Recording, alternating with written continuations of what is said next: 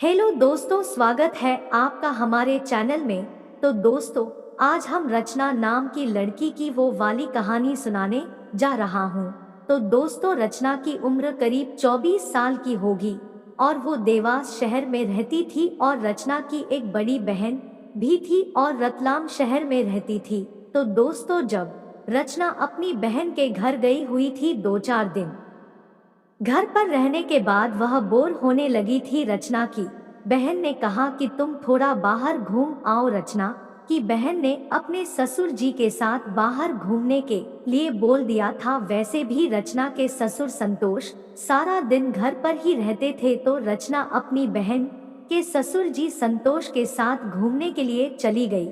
गर्मी ज्यादा होने के चलते रचना ने अपनी बहन के ससुर से नदी के किनारे चलने को कहा। उसका नदी में नहाने का बहुत मन कर रहा था, तो वह कपड़े पहने पहने ही नदी में नहाने लगी। कुछ देर नहाने के बाद जब रचना को ठंड लगने लगी तो वह बाहर जाकर कपड़े बदलने लगी। संतोष रचना को कपड़े बदलते देख रहा था। रचना ने संतोष जी की तरफ पीठ करके कपड़े बदल लिए, लेकिन रचना ने इस अंदाज से कपड़े बदले थे कि संतोष जी उसको देखकर पागल हो जाए। कपड़े बदलते समय रचना की नजर संतोष जी से मिल गई और वे दोनों एक दूसरे की तरफ देखकर मुस्कुरा दिए और कपड़े सूखने के बाद रचना संतोष की गाड़ी में बैठकर घर वापस आ गई। अब वे दोनों काफी घुल मिल गए थे, इस वजह से संतोष ने बातों ही बातों में रचना का नंबर मांग लिया। इसके अलावा रचना और संतोष के बीच में घर वापस आते समय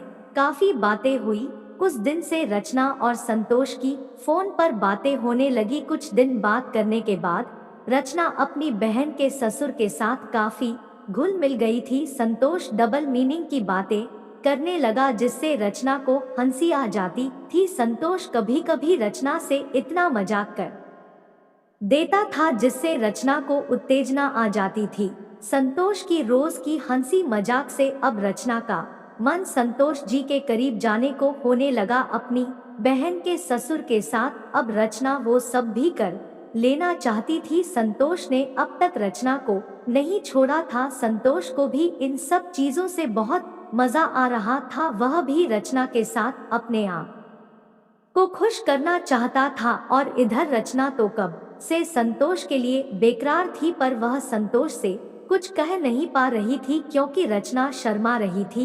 एक तो संतोष जी उसके बहन के ससुर थे, तो काफी दिनों की बातचीत के बाद उन दोनों ने तय किया कि अब उन दोनों को मिलना चाहिए, क्योंकि अब रचना को बर्दाश्त नहीं हो रहा था। वह किसी तरह संतोष के साथ मिलकर अपनी इस अंदर की आग को खत्म करना चाह रही थी। कुछ दिनों के बाद रचना को एक मौका मिल गया, जब उसके पति को 3 दिन के लिए दूसरे शहर किसी काम से जाना था। रचना ने यह बात संतोष जी को बताई तो उन्होंने भी अपने ऑफिस से 3 दिन की छुट्टी ले ली और घर में वह यह कहकर निकल गए कि उन्हें ऑफिस के काम से बाहर जाना है। फिर संतोष जी तैयार होकर सीधा रचना के घर पहुंच गए। इधर रचना पहले से ही तैयार होकर बैठ गई थी। संतोष जी के आने से पहले रचना ने आईने में खुद को देखा। संतोष जी समय पर पहुंच गए। रचना ने यह बात किसी को नहीं बताई थी कि संतोष उसके घर में आए हैं। रात का खाना पीना खाने के बाद दोनों बेडरूम में पहुंच गए और जाते ही दोनों एक दूसरे में समा गए और फिर कमरे की लाइट बंद करके संतोष ने रचना को खूब प्यार किया, जिस प्यार के लिए वह बहुत दिनों से तरस रहा था।